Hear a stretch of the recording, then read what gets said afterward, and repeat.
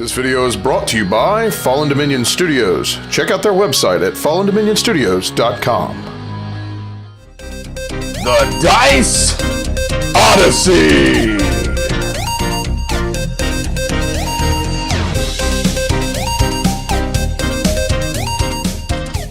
Folks, welcome back to the Dice Odyssey. I'm Kaz, and today I'm going to be bringing to you a game by Vesuvius Media called Dwarves 7 Winter. Now, this is part of a lineup of different games. I've had Dwarves 7 Fall, and I think some others. But anyway, this is for 1 to 4 players. It's for 14 up, and it's got about 45-minute time limit on it. This game has kind of a semi-cooperative feel to it, where you have a bunch of different dwarf clans going at it, trying to score points. Basically, the person with the most points wins. But it's a tower defense game, and you're trying to stop these ugly little monsters coming in and destroying your castle when they do, right? And so you're working together to stop them, and you're trying to survive wave after wave after wave, and once you've reached a certain amount of rounds, you finally won the game, and then you total up points. It's got a little bit of resource management in it. Again, like I said, it's a tower defense. This company's got another Kickstarter coming up soon as part of this whole Dwarves 7 line. Let me get you over to the table. I'll show you how the game plays, and then we'll get back to my final thoughts. All right, I'm going to go ahead and give you a general idea of how to play Dwarves 7 Winter. This is basically to get you the concepts in the game. It's not necessarily going to cover every single little rule, so just keep that in mind. But for every little area on this board, remember, this is a tower defense game. The main goal of the game is to keep these monsters from coming in here and just basically sacking your castle in the middle of the board. And as you go throughout the game, they're going to continually move towards the castle, right, every turn or every round. And the other object of this game is to also keep 4 disasters from hitting your game board at any given time, because at the end of the round, if those disasters are still in place and haven't been taken care of by anybody at the table, the game's over. You all lose. Again, it's kind of like a semi-cooperative game. You're all trying to stop the monsters. You're all trying to figure out these disasters and take care of them. But at the same time, along the way, you're trying to be the one with the most points in the end. You got your heroes track up here up at the top. It's like a market. You got a market up here where you can actually hire heroes different parts of your turn. You got a round tracker right here. This is going to move for 7 different rounds. You have to survive 7 rounds, right, by not letting your castle be sacked or 4 disasters stay on the board. You've also got a musical instrument tracker here that you're going to be laying a musical instrument marker on when you want to play that action, and I'll show you that here shortly. You've got the right side of the board that shows the different kinds of disasters that are going to come out of that deck over there, okay? And again, over here, you've got your monsters, all right? That's going to show, be represented by these minis. Your monster cards are going to come out and show what monster's going to come and try to sack your castle. Each player is going to pick their color, and they're going to get 1 of 4 different kinds of colors, and they're going to get 7 dwarves of each. So if you look at the minis here, pretty nice, right? You got green, got your yellow, and got your blue, okay? Now, if you look, you've got your player board here. It's got all 7 of your dwarves on their little respective spaces, okay? You got your money, you got your food, you got your iron, you got your wood, and this also right here tells you how many actions you're going to have each turn. Yes, you can lose actions in this game depending on what monsters do to you, and also your hand size, which starts at 7, okay? Same thing goes for your hand size. And what these little numbers here, these stars represent, are victory points by the end of the game. So if you're able to get all of these resources to stay up there by the end of the game, you're going to score for each one. So for example, if I had gold all the way at the top, you'd score 3 extra points. Right here, if I had all 7 dwarves returned to the player board, because you're going to be placing them out there on the board here in a minute, if you had all 7 of them replaced by the end of the game, you're going to get 3 extra points, right? And so on and so forth. Once you get into the game, you're going to notice that you've got several different kinds of production regions out here in the board. First off, the wood region is going to produce wood. You've got one that produces iron, and you've got the purple one which produces food, okay? If you look out here on the board, let's just say for the sake of argument that we've got one dwarf here in food and another in food, okay? Well, you've got two dwarves out there in two different food spots. That means you're going to produce two food. Now, if you put two dwarves together in one food spot, they're still only going to produce one food, okay? So it doesn't matter how many you have at one location as long as you got them in multiple locations. You've also got these axes right here. This basically just shows that if a monster is going to spawn, that's where they're going to spawn. There's different spots on the board they'll spawn. That's mainly in the axes. And your dwarves can move into those areas of the board. Now, the game takes place over 4 different phases. You got enemy invasion, preparation, actions, and resolution, okay?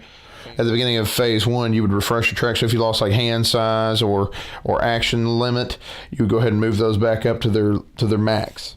And then the monsters would attack. Now let's go ahead and look at the monster cards. If you take a look, you've got your monster card here. Now if you look, see, this wolf spawned at axe number 6. Well, let's take a look on the board. Hey, there he is on wall 6 there, okay? Now, if you look, the next thing it shows is that little meeple sign. That's showing how many dwarves it takes to defeat this monster. So right now, to take this wolf down, it's going to take 4 dwarves on the same location with that monster, okay?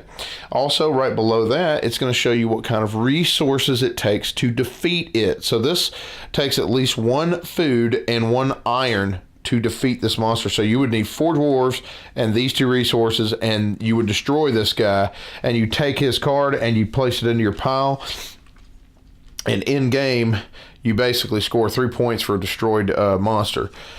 Now down here it shows his attack power, and that's what we're going into right now. It says it takes away 1 food from a dwarf that is on the zone he goes into, or even an adjacent zone. So if you take a look, we're going to move this monster up 1, okay? See, and it moved into that nearby wooded area, right? But see, there's a dwarf in the adjacent zone right next to him, and so guess what? Now, on your player board, you're going to lose a food. And there's all sorts of different kinds of monster abilities in the game. Like I say, you can definitely look in the rule book as you go, because every monster is going to be different. The next part is monster reinforcement. So now you'd go ahead and you figure out what your player count is, and you'd go ahead and draw cards, monster cards, up to whatever your player count limit is for that. And we just drew a 3-headed monster, and his attack power is you cannot draw any, or you cannot use any musical instruments on any zone that he's in that corresponds to that. See, so if you're trying to draw or use cards specific to that, you would be a little hampered. Also, they spawn at zone 1, and then you find that mini, and as you can see, it's very nice detail on this mini for that.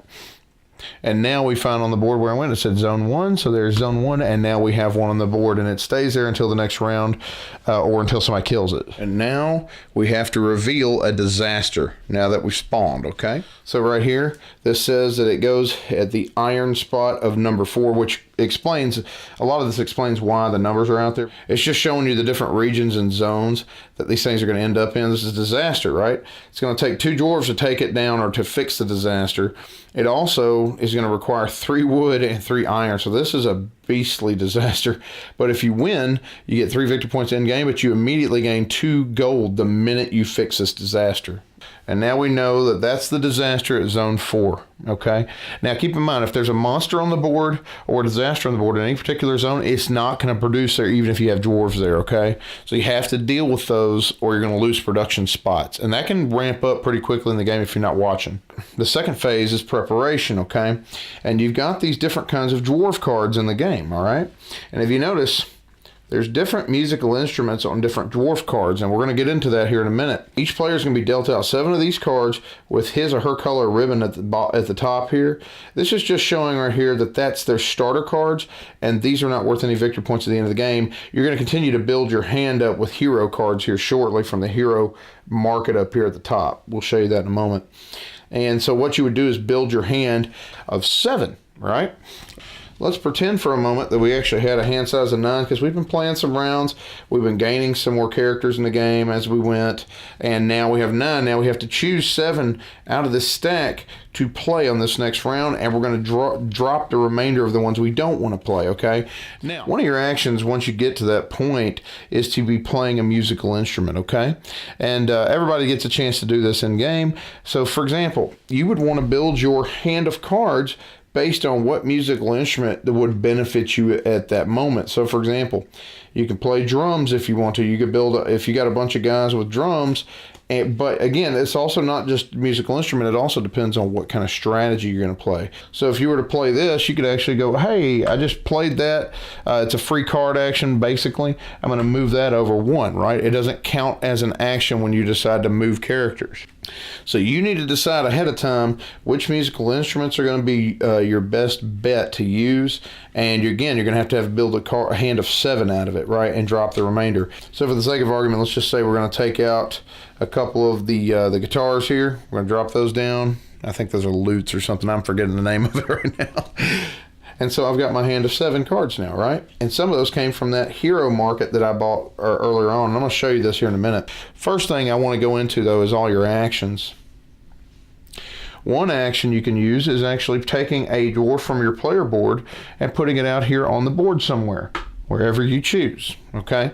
And again, you're going to, right now I have a hand limit or a action limit of 5. So I could put, 2. That'd be 2 actions right there. I could even move a dwarf from one location to another. That'd be like another action right there. I could even buy from this market board here, right? Look, Snow White and 7 Dwarfs. That kills me every time. And there's Link from Legend of Zelda. That's just awesome. I love the artwork in this game. But anyway, each hero that I decide to buy will cost me whatever it says below. So for example, $2, $2, 1, or 1. And again, another action is to play a musical instrument. So let's just say I played this instrument here. Well, at that point now, I'm going to go ahead and pull these cards out of my deck to play, okay? Any of the cards that have that musical instrument, I can now go ahead and play. Here's the kicker though, okay? Anyone else in the game with you that has that same musical instrument that you decided to play, they now can play the exact same musical instrument from their hands, okay? So if they built their cards up that way, they're able to do that. That's a strategic part of the game and a bit of a tactical part as well, because you're hoping somebody will play that even if it's not your turn. So this is how it keeps the game engaging. It keeps it from running into a lot of downtime. And you can only use that action once per turn, so it's not like this is something that you can continually do over and over and over again. Let's see, if I played this instrument here, on my turn I'm going to be able to produce 1 food at every mine, right? I'll gain a food. I'll gain, or I'll be able to move somebody from a mine somewhere, right? You also have some free actions that you can do. One of them would be to defeat a monster, okay? So let's say that this monster's right here. This joker takes 5, count that, 5 dwarfs to take it down, and it requires these different resources to kill it, right, and to gain this card. Let's pretend you'd moved all 5 of your dwarves into that same location to destroy this monster. Well, now what you would do to take it out is you'd go ahead and spend each one of those resources that you need. That monster is now destroyed. You take it off the board. These dwarves go back onto your player board in their respective positions. Another free action is overcoming a disaster. It literally is just about the exact same way as you take out a monster. It takes 2 dwarves, for example. This one takes 3 wood, 3 iron. You remove that disaster. You just gain that card and whatever other benefit it gives you, like the gold there, okay? And that goes into your stack. And then the 4th phase is resolution, and basically you're just moving the round marker up. If it's not round 7, you continue going. Once round 7 hits, you add up all the different points in the game that we discussed. Whoever's got the most points at the end wins. 'Cause that's the bottom line. 'Cause Stone Cold said so. What did I think of Dwarf 7 Winter? I really liked it. Now, when it came down to tower defense, that's one of my favorite style of games I've played on, like, you know, the iPhone and Android and all these other things. I used to play a lot of tower defense games. I really enjoy them. And so this kind of scratched a little bit of an itch. I haven't played too many tower defense games when it comes to board games, okay? And how well does this translate? I thought it translated very well. I really liked the quirky artwork. You can't fault the artist for being fun, okay? This person, the artist of this game, did a great job in bringing that fun little quirky theme out, right? This is definitely one I would, you know, if you've got kids that can understand the mechanics going on, this is definitely one I'd pull out with them. Again, it's not simple. It's not way too complicated either, but again, older kids, they probably like this, all right? And you can play it as a family game, and it's got a little bit of that competition in it as you're trying to vie for points. I really like the sculpts on the miniatures. They do what they're supposed to, and I can clearly delineate which one goes with which card, right? Because as those monsters come out, I want to know which monsters to put out on the field and to move them spaces closer, right, to the castle. I really like that. I liked how simple the player board was. I like the idea of being able to gain, like, you know, you send your dwarves out. It's almost got a little bit of area control going on as well, as you put your dwarves in different areas. For example, if you need more, you know, ore or mining, right, you can go put your dwarf into a mine. If you need more wood, you put them into the forest, right? Places that produce different things like food and so on and so forth. I love that aspect because there's a strategic push and pull. Every round you're sitting there going, should I put my dwarf here? Because I see more monsters coming here, and this monster says it takes like 4 or 5 dwarves to kill, and then I've got a lot of my dwarves just scattered about, and man, there's a little bit of limited movement because I can't move that much each round, right? And so there is that push and pull of some strategy, but some tactics as well, because you don't know what monsters are going to come out every round. The other thing I like is the character cards. Very big, very nice, well designed. I can see what I'm getting into. They're not, like I said, I can see everything clearly shown to me out here, right? It's easy to see. And I loved that musical instrument ability, right? It was kind of cool, right? You're sitting there, and if you decide to play a musical instrument, you put your music note on that musical instrument, and every card that you have that's got that musical instrument on it, you can do those powers on it. Do I want to move my character one more place to this place? Do I want to produce food or produce money, or, you know, get those things? And the cool thing is, anybody who has those cards in their deck, they can now, that unlocks it for them. It kind of reminds me a little bit of like Race for the Galaxy, Roll for the Galaxy. Somebody plays one type of phase, one type of action. Well, you now all have access to that action if you had already set your cards up or your board up ahead of time, right? Same thing goes with this. If you have that card deck set up a certain way, well, guess what? Now, even if it's not your turn, you can now play that because it's been opened up.